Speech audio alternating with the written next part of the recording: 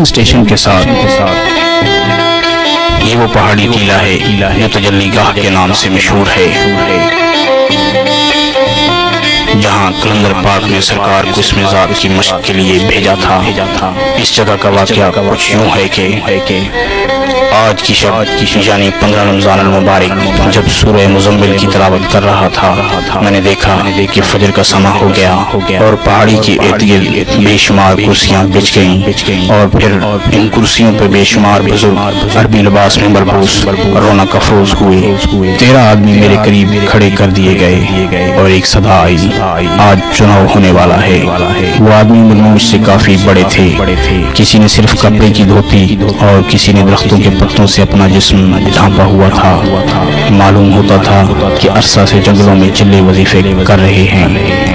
اتنے میں آسمان سے بجلی کی مانند ایک لمبی رو آئی اور میرے جسم پر آن گری۔ حاضرین حیران تھے کہ یہ کیسے ہو سکتا ہے، کل کا آیا ہوا پرانوں پر سبقت لے جائے۔ ان 13 آدمیوں کے منہ سے نکلا کہ شاید بھول ہو گئی۔ اتنے میں دوبارہ برقی رو آئی اور میرے جسم پر آن گری۔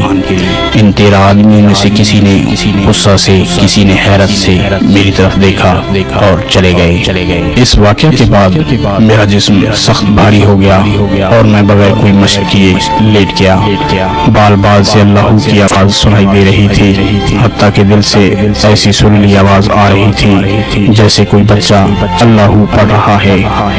میں جس سمت دیکھتا لفظ اللہ لکھا نظر آتا اور اب دل پر بھی خوشخط سنہری لفظ اللہ نظر آیا۔ بے اختیار زبان سے سبحان اللہ نکلا۔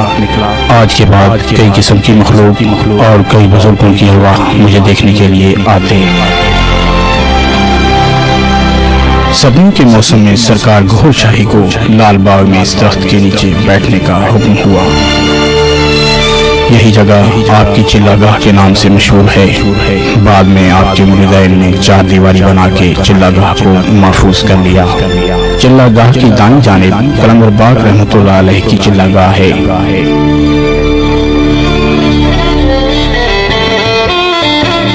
آپ کی کتاب روحانی سفر میں 50 سالہ مستانی مائی کا بھی ذکر ہے، جو کہ شیطان کی چیلی تھی اور سرکار گہر شاہی کو طرح طرح کے ہیلے بہانوں سے اصل راہ سے ہٹانے پر مامور تھی۔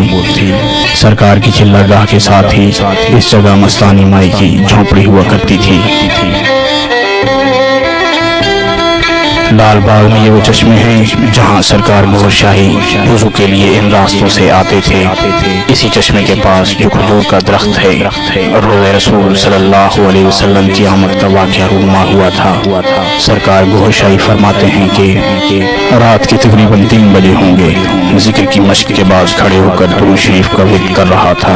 فجر کا سماں ہو گیا، چشموں کی طرف سے بے شمار مرد عورتیں قطار در قطار کھڑے ہیں۔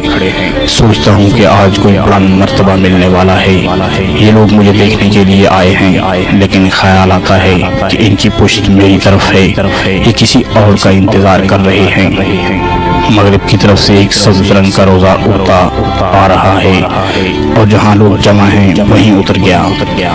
روزے میں سے ایک نورانی صورت نمودار ہوئی، عورتوں نے دیکھ کر جھومنا شروع کر دیا۔ ان کی زبان پر یہ الفاظ تھے، یا نبی سلام علیک، یا رسول سلام علیک۔ مرد بھی جھوم رہے تھے اور الصلاۃ والسلام علیک یا رسول اللہ پڑھ رہے تھے۔ اب وہ بزرگ مجمع سے گزر کر میری طرف بڑھے، جو قریب آ رہے تھے خوشی سے آنسو جاری ہوئے جا رہے تھے۔ دیکھنے کی خواہش ہے لیکن نظر اوپر کو نہیں اٹھتی۔ نور ہے جسے آنکھوں کو دیکھنے کی تاب نہیں، نہ دیکھوں ارمان رہے اور دیکھوں تو جان جائے۔ یہ نہر لال باغ کے قریب ہی واقع ہے۔ ان دنوں جب سرکار گہر شاہی لال باغ میں چلہ فرما رہے تھے، اسی نہر کی روانی کناروں تک تھی۔ آپ نے روحانی اشارے کے مطابق اس پل سے نہر میں چھلانگ لگا دی تھی۔ حکم ربی سے پانی نے راستہ آپ کے لیے چھوڑ دیا اور آپ صحیح سلامت کنارے تک پہنچ گئے۔ یہ واقعہ آپ کی آزمائش تھی اور آپ فرماتے ہیں ہمیں اس آزمائش سے بھی گزرنا پڑا۔ نہر کے پاس سڑک کے کنارے یہ چائے کے اس ہوٹل کے نشانات ہیں جہاں سرکار گہر شاہی اکثر چائے پینے کے لیے آتے تھے۔